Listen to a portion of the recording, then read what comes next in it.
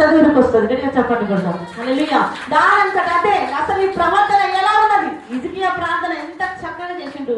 మొక్కుకుంటున్నాడు, దేవా దేవా నా నీతి ప్రవర్తన నీకు తెలియదా తండ్రి? ఎందుకు నాకు ఇప్పుడే మరణములు నువ్వు ప్రార్థిస్తున్నావా? అంతటి ధైర్యం నీకున్నదా?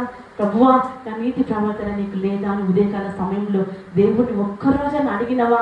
దేవా నా కష్టం నీకు తెలియదా ప్రభా? నా రెక్కల కష్టం నువ్వు చూస్తలేవా తండ్రి? ఎందుకు నాకు ప్రతిఫలం రావట్లేదు? అందరి కోసం విజ్ఞాపన చేస్తుంటే గుండెలో పరిశుద్ధాత్మదేవుడు దుఃఖపడుతున్నాడు. ఎందుకు మా బిడ్డలకు ఇంకా ఆశీర్వాదం రావట్లేదు? ఆ ఉపవాస ప్రాంతాలు ఉట్టిగా కాంతలే. మీకోసం కన్నీరు, మీ కుటుంబాల కోసం, మీ కుటుంబాలు ఆశించబడాలని ఎన్నో కన్నీళ్లు ఆ గదిలో కారుతున్నాయి. ఎందుకు రావట్లేదంటే నీ కంఠ స్వరం ఉదయకాల సమయంలో దేనికి వినబడట్లేదు. నీ నాలుక పవిత్రమైనది తీసుకోవట్లేదు.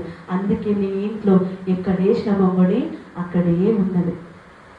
నీ కంఠ స్వరం ఆయనకు వినిపించిన తర్వాత పవిత్ర